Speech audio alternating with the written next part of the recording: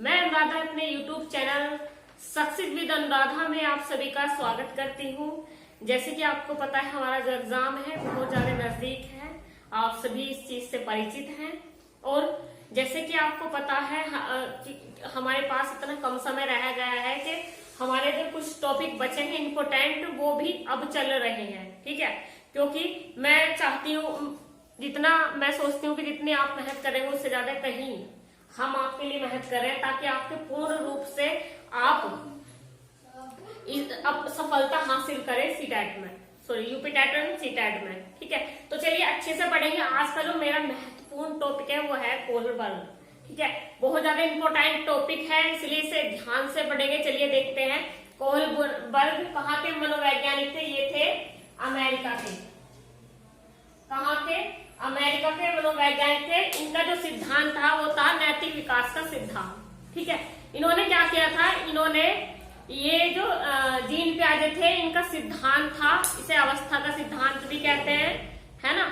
उन्होंने सिद्धांत दिया था ज्ञानात्मक संज्ञानात्मक विकास का सिद्धांत, ठीक है, आप सभी को पता है। तो उसी को आधार मानकर इन्होंने क्या दिया था, अपना एक नैतिक विकास का सिद्धांत, ठीक है। इसे नैतिक विकास के अवस्था का सिद्धांत भी कहा जाता है। चलिए देख लेते हैं।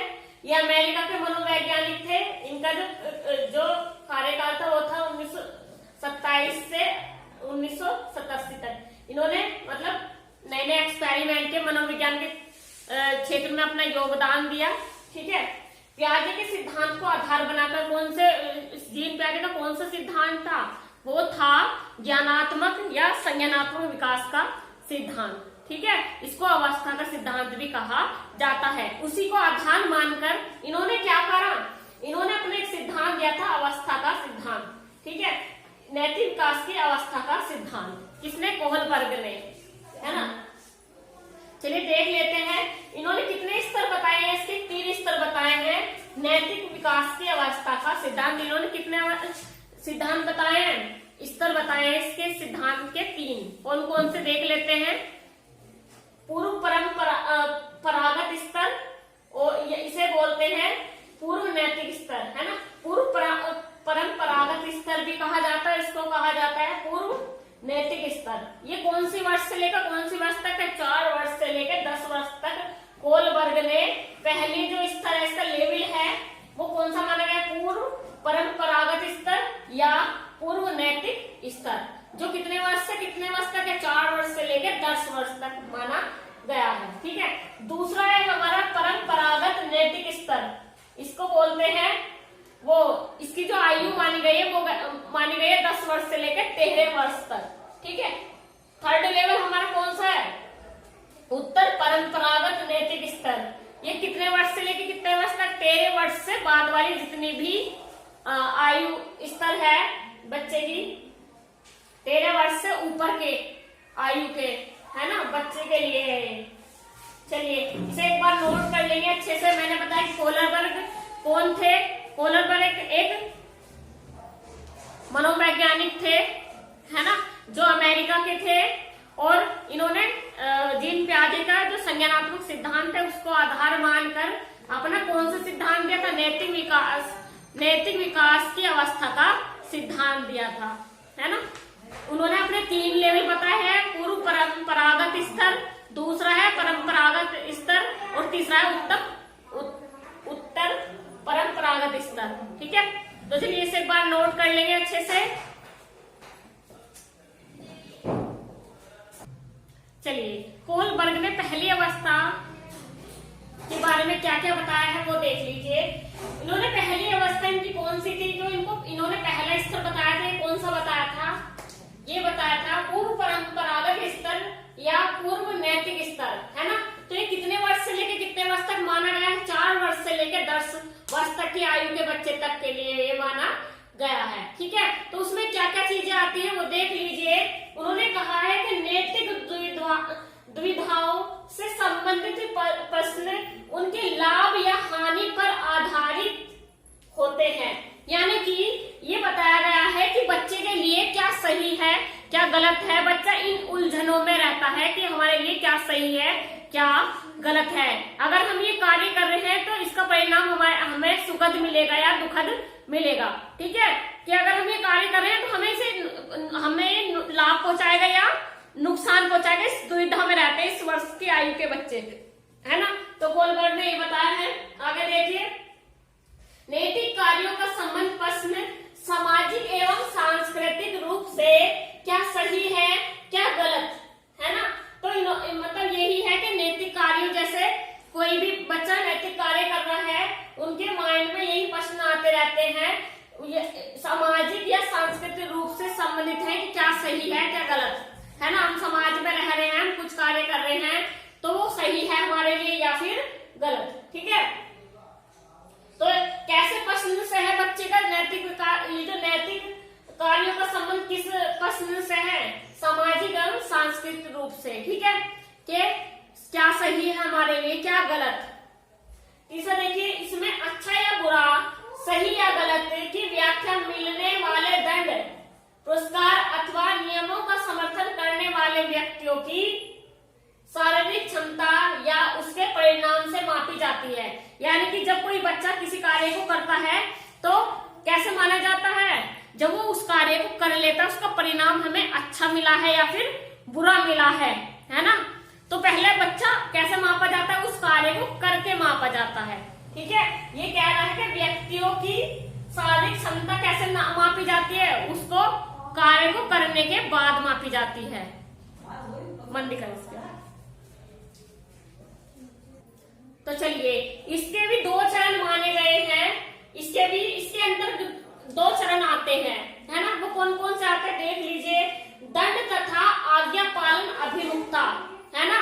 तो ये क्या चीज है, इसमें ये मापा जाता है कि दंड तथा आज्ञा पालन अभिमुखता में कि जब कोई परिवार अपने बच्चे को या परिवार का सदस्य अपने बच्चे को कोई कार्य करने के लिए बोलता है, ठीक है, तो कार्य बच्चा अगर उस कार्य को मना करने के बाद अगर उसे क्या शारीरिक दंड दिया जाता है, कि कोई किसी भी तरह का दंड दिया जाता है, तो वो किसमें आता है, वो उसमें आता है दंड तथा आज्ञा पालन अभिमुखता में आता है। यानी कि कोई माता पिता बच्चे को क्या कर रहे हैं, कुछ कार्य करने के लिए आज्ञा दे रहे हैं कि बच्चे ये काम आपको करना है, बाजार जाकर क्या लानी है, बाजार जाकर आपको ये लाना है, ठीक है, या फिर आपको दुकान शॉप पे जाना है और क्या लाना है, कुछ भी लाना है, ठीक है, कोई भी सामान लाना है, तो बच्चा मना कर देता है कि नहीं मैं नहीं जाने का, बिल्कुल भी मैं नहीं जाऊंगा, ठीक है। तो उसको परिवार के द्वारा या माता पिता के द्वारा क्या दिया जाता है, दंड दिया जाता है। वो किसमें आता है, दंड तथा आज्ञा पालन अभिमुखता में आता है ना। दूसरा है हमारा आत्म अभिरुचि तथा प्रतिफल अभिमुखता। इसमें क्या आता है, इसमें ये बताया गया है कि बच्चा इसमें सिर्फ अपने अपने बारे में सोचता है।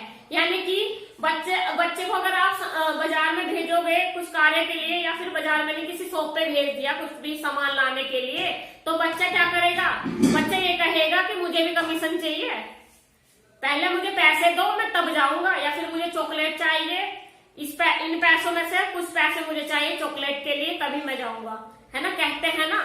बच्चा कैसा है, बच्चा सिर्फ अपने अपने बारे में सोचता है। तो वही चीजें किसमें आती है, वो आता है आत्म अभिरुचि तथा प्रतिफल अभिमुखता में आता है। ठीक है, तो चलिए इसे एक बार नोट कर लीजिए अच्छे से, फिर देखते हैं। चलिए, ये जो अवस्था है, दूसरी अवस्था हमारी कौन सी है, परंपरागत नैतिक स्तर की अवस्था। ठीक है, तो इसमें क्या पता, ये कौन से वर्ष से लेकर क्या वर्ष तक, कितने वर्ष तक मानी गई है, 10 वर्ष से लेकर 13 वर्ष तक मानी गई है। ठीक है, तो इसमें क्या है, इसमें कहा था कि इस स्तर में क्या होता है, बच्चा क्या चाहता है, दूसरे से सम्मान चाहता है, वह अपनी आवश्यकताओं के साथ साथ दूसरों की आवश्यकताओं का भी ध्यान रखता है। यानी कि अगर मैं इस कार्य को कर रहा हूं तो इसे दूसरे लोगों को किसी भी तरह का नुकसान ना हो। ठीक है, तो वो जो भी कार्य करता है वह सोच समझ कर करता है, इस तरह से करता है कि उससे मुझे तो बेनिफिट हो, साथ के साथ दूसरों को मेरे भी कार्य से नुकसान ना पहुंचे, है ना। इसके 2 चरण है, कौन कौन से चरण है, अच्छा लड़का या अच्छी लड़की, है ना। यानी कि ये भावना के अगर हम किसी कार्य को करते हैं व्यवहार करेंगे, लोगों के साथ मिलनसार रहेंगे, है ना, तो वे क्या कहेंगे देखकर कि हाँ भाई ये बहुत अच्छा लड़का है, ये बहुत अच्छी लड़की है। क्योंकि अगर तुम किसी से अच्छे से प्रभावित होकर बात करोगे, दूसरे को प्रभावित कर दोगे अपनी बातों से, तो वो क्या कहेगा, आपको यही कॉम्प्लीमेंट देगा कि आप बहुत अच्छे हो। ठीक है, तो उसमें क्या कहा गया है कि एक दूसरे का सम्मान करने की भावना जो उत्पन्न होती है वो इसी अवस्था में होती है ना, कि जैसे ही मैं तुम्हारा सम्मान करता हूँ तो बदले में मुझे भी क्या मिले, आपसे वही सम्मान अच्छे से मिले। ठीक है, दूसरों से सम्मान पाने की इच्छा, यानी कि एक दूसरे का सम्मान करने की भावना उत्पन्न होती है इस अवस्था में, और दूसरों से जैसे हम आपको सम्मान दे रहे हैं तो बदले में हमें भी सम्मान चाहिए, है ना। तो इसमें है सामाजिक व्यवस्था के प्रति सम्मान की अवस्था। कैसे, जब हम समाज में रह के क्या करते हैं, कार्य करते हैं, तो समाज हमें क्या, अगर अच्छे कार्य करेंगे तो हम समाज में एक लोकप्रिय चेहरे के नाम से कहलाएंगे। ठीक है, समाज में समाज सेवा करेंगे, अच्छे जो लोग पहले से ही समाज सेवक हैं उनके हेल्प करेंगे, है ना, समाज में अच्छे अच्छे कार्य करेंगे, समाज के हित के लिए कार्य करेंगे, तो आप एक समाज में एक लोकप्रिय चेहरा बन जाएंगे, है ना। तो सम्मान की एक अवस्था होती है कि हमें समाज में सम्मान पाना है। अब देखिए हमारा दूसरा है, इसको क्या बोलते हैं, अच्छा लड़का अच्छी लड़की, इंग्लिश में इंटरपर्सनल रिलेशनशिप। ठीक है, दूसरा है हमारा लॉ ऑफ ऑर्डर ओरिएंटेशन। ठीक है, इसे बोलते हैं हिंदी में अधिकार संरक्षण अभिमुखता। इसमें क्या है, बच्चे नियम कायदे कानून के प्रति सचेत रहते हैं कि अगर हम समाज के उल्लंघनों, अगर समाज में रहकर समाज के नियमों का उल्लंघन करेंगे तो हमें क्या मिलेगा, समाज की तरफ से हमें दंड मिलेगा। ठीक है, तो उन्हें क्या है, बच्चे नियम एवं व्यवस्था के प्रति जागरूक पहले से ही होते हैं। ठीक है, कि हम कोई समाज में रहकर ऐसा समाज के हित के लिए कार्य ना करेंगे तो हमें क्या मिलेगा, दंड मिलेगा। वे अनुशासन के नियम व व्यवस्था के प्रति व्यवस्था के अनुपालन के प्रति सचेत रहते हैं। इसका और इसमें एक और है, इस व्यवस्था में एक और चीज है, रूल आर रूल, यानी कि नियम जो है वो नियम ही है। इसमें कहा गया है कि अगर आप नियमों को नहीं मानोगे तो आपको क्या दिया जाएगा, दंड दिया जाएगा, है ना। तो इसे ही क्या कहते हैं, रूल आर रूल। ये किसके अंदर आता है, ये आता है प्रशंसा की अवस्था, स्टेज ऑफ एप्रिसिएशन। ठीक है, स्टेज ऑफ एप्रिसिएशन में प्रशंसा की अवस्था में क्या कहा गया है, रूल आर रूल। अगर आप रूल को नहीं मानोगे तो आपको दंड दिया जाएगा। ठीक है, इस अवस्था में बच्चा जो भी कार्य करता है वह दूसरों से, यानी कि जो समाज में लोग रहते हैं उनसे प्रशंसा करवाता है, कि तारीफ करवाने के लिए करता है।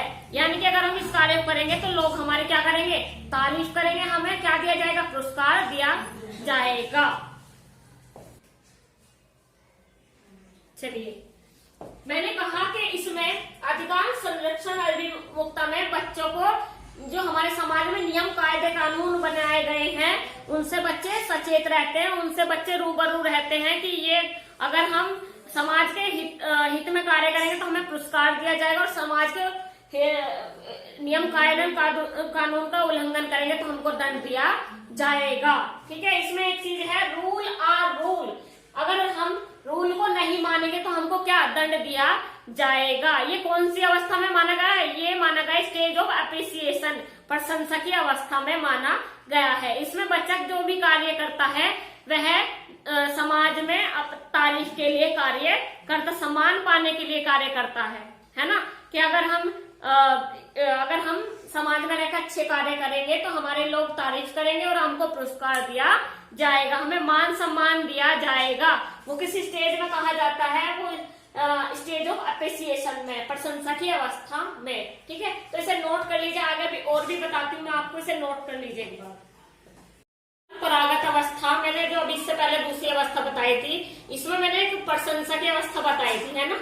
मैंने बताया स्टेज ऑफ एप्रिसिएशन। ठीक है, उसमें मैंने बताया था कि उसमें बच्चा तारीफ करवाने के लिए वर्क करता है, यानी कि वो समाज में ऐसा कार्य करना चाहता है जिससे उसकी तारीफ हो, उसे मान सम्मान मिले, है ना। उसमें एक पॉइंट ये भी था टिट फॉर टैट, यानी कि पहले ये था, इस अवस्था में बच्चे के चिंतन का स्वरूप समाज और उसके परिवेश से निर्धारित करता है, यानी कि वो कैसे समाज में रह रहा है, वो कैसे लोगों के साथ उठा बैठ रहा है, वो उस पर आधारित होता है ना। और इसमें एक था टिट फॉर टैट, यानी कि जैसा का तैसा, यानी कि बच्चे के साथ आप जैसा व्यवहार करोगे वो आपको बदले में वैसे ही व्यवहार करेगा। आप उसके साथ अच्छा व्यवहार करोगे तो वो आपके साथ अच्छा व्यवहार करेगा, ठीक है। तीसरी हमारी जो अवस्था थी वो थी उत्तर परंपरागत नैतिक स्तर, या फिर इसे बोलते हैं आत्म अंगीकृत नैतिक मूल्य, ठीक है।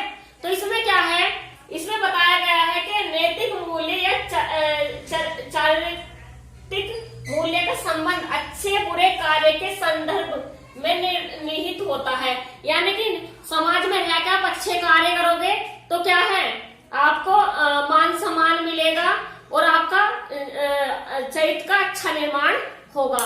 अगर आप बुरा कार्य करोगे तो आपका चरित्र कैसा कहलाएगा, बुरा कहलाएगा, ठीक है। अब देखिए, बालक सामाजिक आशाओं को पूरा करने में रुचि लेता है, यानी कि समाज के कार्यों में, यानी कि समाज में किस तरह से समाज के लोगों का भला हो, है ना, किस तरह से समाज के लोग हमसे प्रभावित हो, है ना, किस तरह से हम समाज में रहकर मान सम्मान प्राप्त करें, ये उस पर इस अवस्था में बच्चा ज्यादा से ज्यादा सोचता है या कार्य भी करता है। इसके दो चरण बताए गए हैं, कौन कौन से हैं वो देख लीजिए। सामाजिक अनुबंध या फिर सामाजिक संविदा और अप्रत्यक्ष अधिकार, इसे कहते हैं social contact and individual rights, है ना। इस अवस्था में बच्चा वही करता है जो बच्चे को सही लगता है। कौन सी अवस्था में, सामाजिक संविदा और अप्रत्यक्ष अधिकार, इसमें बच्चा वही कार्य करता है जो उसको सही लगता है, यानी कि जो कार्य करता है उसको ये लगता है कि वो सही कर रहा है, वो अच्छा कार्य है ना। उदाहरण के ये है कि जब एक व्यक्ति अपने बच्चे को बचाने के लिए दवाई की चोरी करता है ना, चोरी करता है तो वो तो लोग उसे छोड़ देते, मतलब उसके संदर्भ में हमारा नजरिया थोड़ा ये रहेगा कि भाई एक तरह से उसने सही करा, क्योंकि दवाई से ज्यादा इम्पोर्टेंट क्या है, चुराने से ज्यादा इम्पोर्टेंट क्या है, उस बच्चे की जान, है ना। जान इम्पोर्टेंट है, इसलिए बेचारे ने चोरी करी, है ना। तो क्या कहेंगे, यह देखा जाए कि जीवन बचाना उससे ज्यादा महत्वपूर्ण है। कोई भी बालक समाज के प्रति अच्छा कार्य करता है, वह नहीं चाहता कि समाज के साथ उसका संबंध टूटे, है ना। इसमें बच्चा वही कार्य करता है जो समाज के हित के लिए है ना। समाज में रहकर वह वही कार्य करता है जिससे कि समाज के लोगों को नुकसान ना पहुंचे, क्योंकि वह समाज के लोगों से अपना संबंध बेकार नहीं करना चाहता, वह समाज में सम्मान चाहता है, इसलिए वह अच्छा कार्य करता है ना। दूसरा देखिए सार्वभौमिक नैतिक सिद्धांत अभिमुखता, है ना। इसको क्या कहते हैं, यूनिवर्सल एथिकल प्रिंसिपल ओरिएंटेशन, ठीक है। इसमें क्या होता है, बच्चे किसी भी बड़े मुद्दे को खुद की जान को दांव पर लगा देते हैं, यानी कि ऐसा नहीं होता जब किसी भी दोस्त की लड़ाई हो रही हो तो भैया दोस्त को फोन करा, हाँ भाई ऐसे बात है, मेरी लड़ाई होगी तो तू आ जा, वो भाई साहब सब कुछ छोड़ छाड़ कर भाग जाएगा कि देखा जाएगा, चल तू ये कॉलर इधर कर लिए, ये हाथ ऊपर करे, चल लड़ने के लिए स्टार्ट हो गए, चले गए, ठीक है। तो वह किसी भी मुद्दे के लिए अपनी जो जान है, वह अपनी जान की परवाह इसमें नहीं करता। वह क्या करता है, वह जरूरी उसकी जान से बेहतर, वह खुद की जान से बेहतर क्या समझता है, अपने दोस्त की जान बचाना, है ना। बच्चे इसमें अपने बारे में ना सोचकर दूसरों के बारे में ज्यादा सोचते हैं, है ना। बच्चे का आचरण दूसरों की प्रतिक्रिया का विचार किए बिना उसके आंतरिक आदर्शों के द्वारा होता है। यहाँ बच्चों के अनुरूप व्यवहार करता है, यहाँ बच्चों के अनुरूप व्यवहार करना है, ठीक है। यानी कि बच्चा अपने अकॉर्डिंग कार्य करेगा, जो उसे सही लगेगा वो करेगा, जो सही नहीं लगेगा वो नहीं करने का। इस अवस्था में बालक अपने मन से कार्य करते हैं। इस अवस्था में क्या होता है, इस अवस्था में बालक अपने विवेक से कार्य करते हैं, अपनी बुद्धि से कार्य करते हैं और कुछ नियम अपने आप बनाकर ये देखते हैं कि समाज में क्या अच्छा है उनके लिए, क्या बुरा है, ठीक है। यही क्या कहलाता है, सार्वभौमिक नैतिक सिद्धांत अभिमुखता।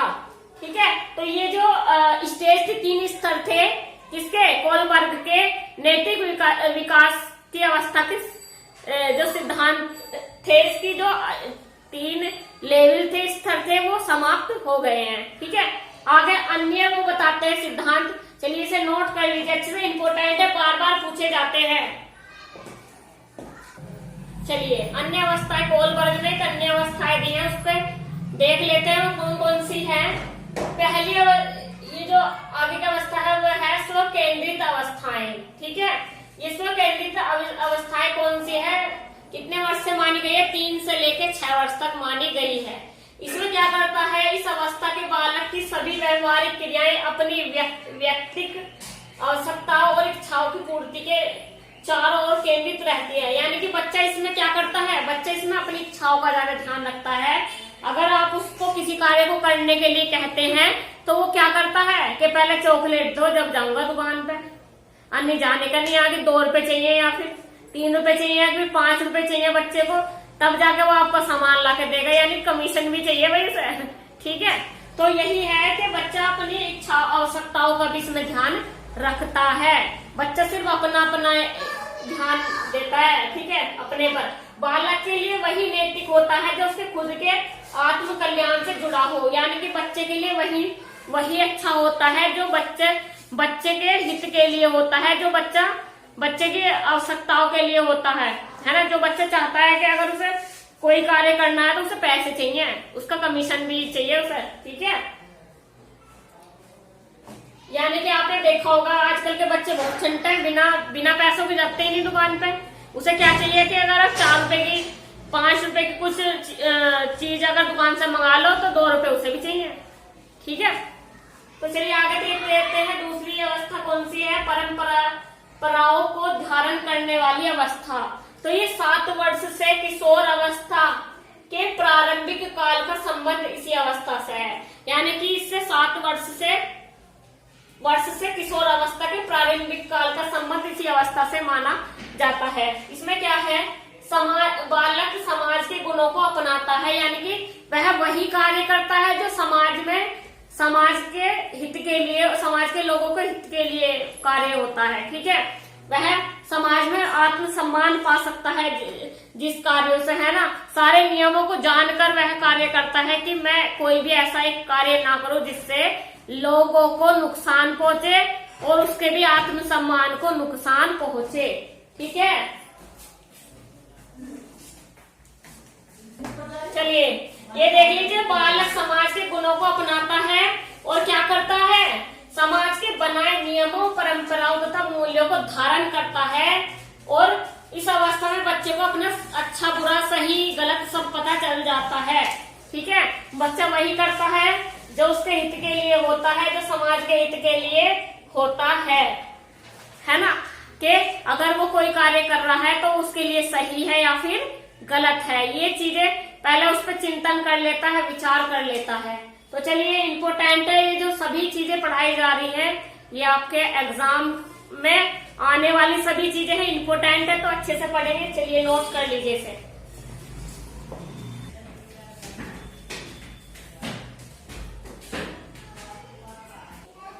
चलिए इसकी जो 3rd है आधारहीन आत्मचेतना अवस्था, इसमें क्या क्या बताया गया है वो देख लेंगे हम। इसमें बताया गया है कि यह अवस्था किशोर अवस्था से जुड़ी है, यानी कि जो अवस्था है, कहने का मतलब ये है, ये कौन सी अवस्था है, किशोर अवस्था है। ठीक है, किशोर अवस्था का कार्यकाल माना जाता है। और क्या बताया गया, इस अवस्था में बालकों का सामाजिक, शारीरिक तथा मानसिक विकास बहुत तेजी से होता है। वह अपनी ऊंचाइयों को छूता चला जाता है ना, छूने लगता है। सबसे ज्यादा तेजी से इस अवस्था में विकास होता है। इसमें अपने व्यक्ति संबंधित गुणों के स्वयं ही आलोचना करने की प्रवृत्ति उत्पन्न होती है ना।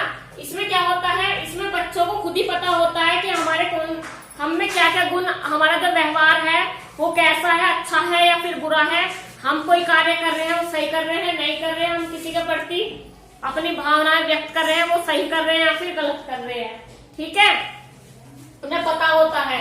और हमारा आधार युक्त आत्मचेतना अवस्था, यह क्या है, यह नैतिक या चारित्रिक विकास की यह चरम अवस्था है। इसमें सबसे ज्यादा नैतिक और चरित्र निर्माण सबसे ज्यादा होता है ना। इस अवस्था में सबसे ज्यादा विकास होता है किसका, नैतिक विकास या चरित्र विकास, है ना। इस अवस्था में परिपक्वता का विकास सबसे ज्यादा होता है, मैच्योरिटी, है ना, सबसे ज्यादा आती है। बच्चा सबसे ज्यादा परिपक्व होता है इसमें। बच्चा अपनी मानसिक शक्तियों का उचित उपयोग करते हुए अच्छी तरह सोच समझकर किसी व्यवहार या कार्य को या आचरण विशेष को अपने व्यक्तित्व गुणों का धारण करता है। यानी कि बच्चे क्या करता है, बच्चों को पहले सोच समझता है, किसी भी कार्य को करने के लिए पहले सोच समझता है, तब देखता है कि ये जो गुण है ये अच्छे हैं या फिर बुरे हैं, हमें इसे अपनाना चाहिए या नहीं अपनाना चाहिए। बच्चा उस चीज पे बहुत ज्यादा गहनता से सोचता है और विचार करता है, समझता है, तब वह दूसरों के अच्छे या बुरे गुणों को अपनाता है। अच्छे गुणों को अपनाओगे ज्यादातर मोस्टली, है ना। तो चलिए आज का जो टॉपिक है यहीं पर समाप्त होता है। तब तक के लिए धन्यवाद, अच्छे से पढ़ते रहिए।